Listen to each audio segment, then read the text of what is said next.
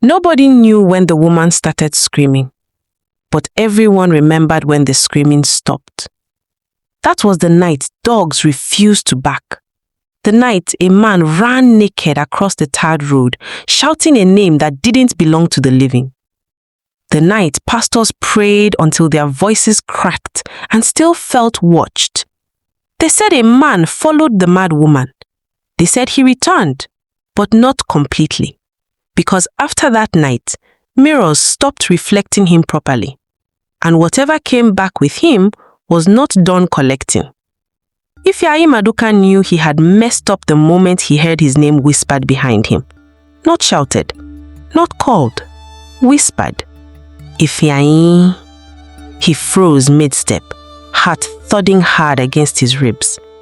Nobody was there, just the empty streets and the mad woman sitting by the roadside, rocking gently, her dirty feet stretched into the gutter like she belonged there. He swallowed. This was not how his night was supposed to go. Earlier that evening, Ifeanyi was full of rage. 27 years old, NYSC Don, still hustling for contracts that never came. His phone had buzzed non-stop. Instagram stories of former classmates popping champagne, posing beside new cars, flexing trips to Dubai. He tossed the phone aside. "Na lie," he muttered. "Everybody they make am except me." NEPA light had gone off since afternoon. By evening, generators hummed across the street like angry insects. A woman nearby fried akara, the smell mixing with exhaust fumes. Life went on, just not for him. He noticed her near the junction. Everyone did. She had been there for years, sometimes in Port Harcourt, sometimes people swore they saw her in Asaba. Same torn wrapper, same tangled hair, same calm eyes that didn't look mad at all. People avoided her. Children mocked her from afar. Adults crossed the road. Ifeanyi usually did the same, but tonight she looked straight at him and smiled. "Kai, oga, beg, no go near her." Ifeanyi turned. It was Kemi Adebayo, his neighbor, balancing a nylon bag of suya. "That woman no be normal," she continued. "People don't talk am." Ifeanyi scoffed. "People talk plenty things." Kemi's voice dropped. "People wey follow am no dey sleep well again." Ifeanyi laughed, but it sounded hollow. Sleep? What was sleep to someone whose mind never rested? He took one step closer. The mad woman stood up. Up close, she smelt of dust and something else. Old rain, cold earth. "You are late," she said. Ifeanyi stiffened. "You know me?" he asked. She tilted her head. "I have always known you." His chest tightened. "Come before they notice." Before who? He should have walked away. Instead, he followed. They walked past the street light that went on, then off. Past an abandoned kiosk plastered with faded church posters. Past a narrow path people avoided because phones stopped working there. The city's sounds faded. No generators, no music, no voices, only their footsteps. Ifeanyi felt something crawl up his spine. "Where are we going?" he asked. She didn't answer. When Ifeanyi opened his eyes, it was morning. He was lying on his bed, fully clothed. His phone was beside him. 12 missed calls. Kemi, his mother, unknown numbers. His body felt heavier. He sat up. That was when he noticed the sand, red sand, in his palms. The changes didn't come all at once. First, sleep abandoned him completely. When he closed his eyes, he saw feet, bare feet walking backward into water. A woman humming a tune that sounded older than language. Then mirrors started acting strange. Sometimes his reflection smiled before he did. Sometimes it blinked late. He stopped checking. On Sunday, he forced himself to church. The choir sang loudly. Someone shared Fanta. Children laughed. Normal. During prayers, Pastor Bamidele called for those seeking breakthrough. Ifeanyi stepped forward. The pastor placed a hand on his head and staggered back. "Fire!" Pastor Bamidele shouted. The microphone screeched. "What did you bring here?" The pastor whispered wide. Ifeanyi's socket dropped. "I didn't bring anything." The pastor shook his head slowly. No, something brought you. By Tuesday, videos started trending. A man standing at a bus stop at 2 a.m. talking to thin air. A shadow moving against the flow of street lights. A woman's laughter echoing in empty markets. Someone commented, "This thing started after that mad woman left the junction." Ifeanyi's hands shook. Because that same night, he woke up standing outside his house, barefoot, facing the road. Desperate, he went to Mama Tanimola. Her compound smelt of herbs and old books. She studied him for a long time. "You followed her," she said finally. Ifeanyi nodded. Mama Tanimola closed her eyes. "That woman is not mad," she said. "She is a vessel." A vessel for what? For a promise your generation forgot. Ifeanyi's voice cracked.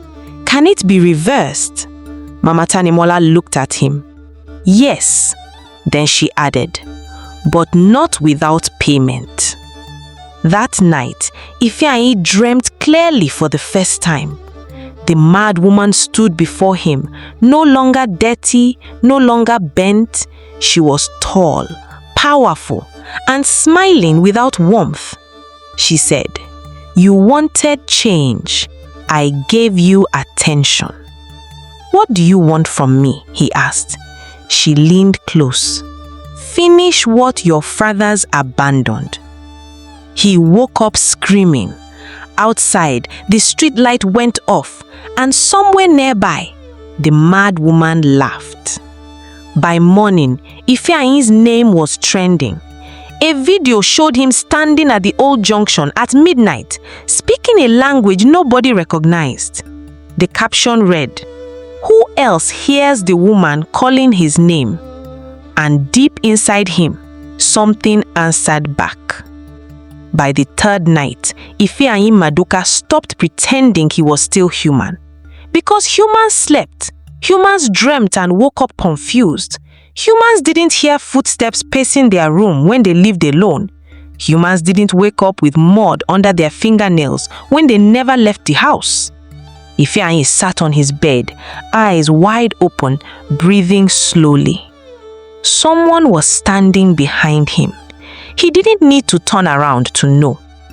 "You are learning," the voice said.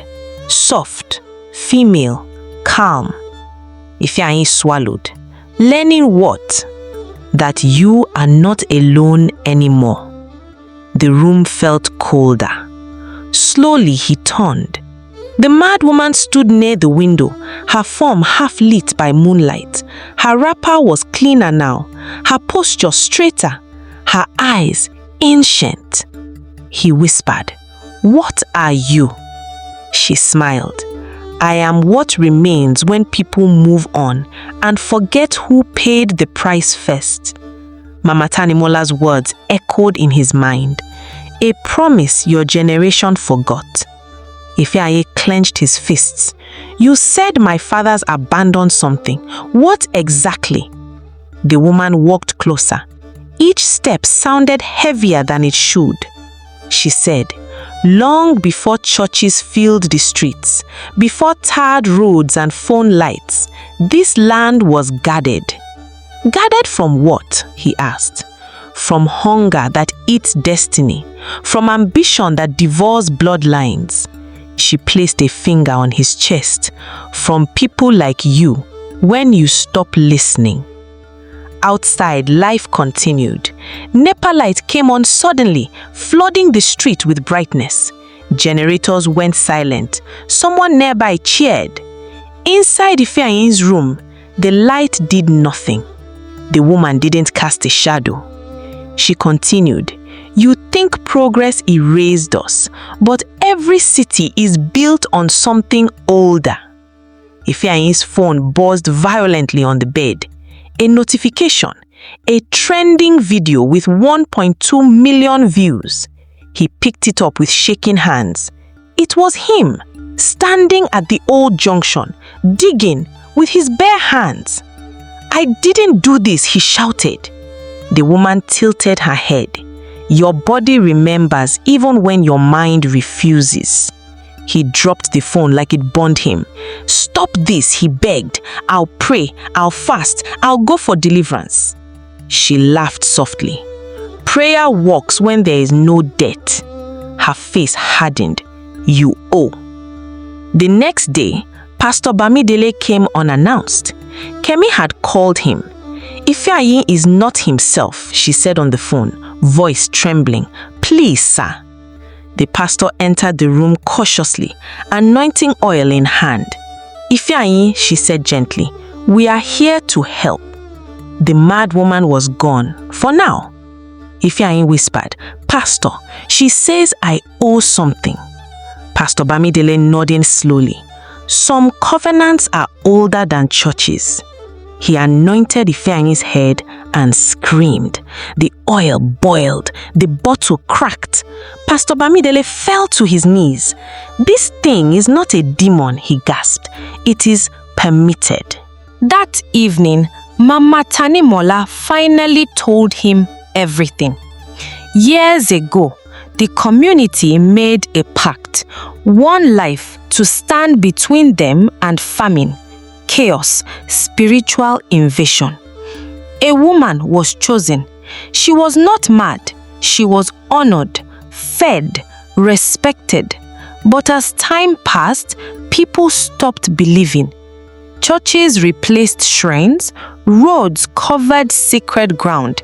The guardian was abandoned, mocked, left to wander. And now, Ifeanyi asked, Mama Tanimola's eyes filled with tears. She is reclaiming relevance. What does she want? Ifeanyi asked. Mama Tanimola hesitated.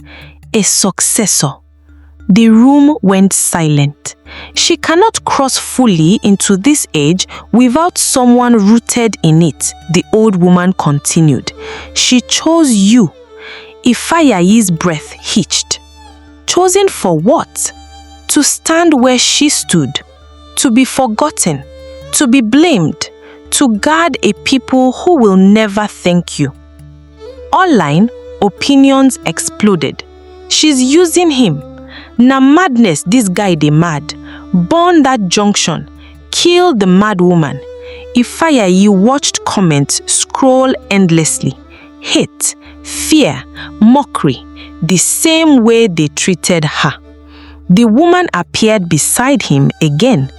Do you see? She asked quietly. Nothing has changed. Kemi found him later that night. You have to run, she said urgently. Leave the city. Go anywhere. Ifeanyi shook his head slowly. She won't let me. Kemi grabbed his hands. Then fight her. He looked at her sadly. She is not the enemy. Kemi froze. Are you choosing her over us? No, he said. I'm choosing everyone. The dreams became instructions. A place beneath the junction. A stone covered with symbols. A calabash buried with bones and ash.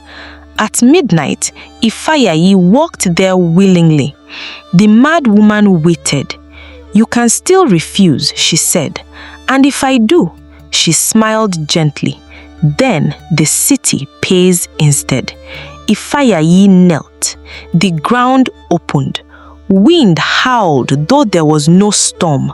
From the darkness beneath the earth, something stirred. The woman placed her hand on his head. Once you step in, she whispered, you will never belong to them again. Ifeanyi closed his eyes and stepped forward. That same night, the entire city lost power.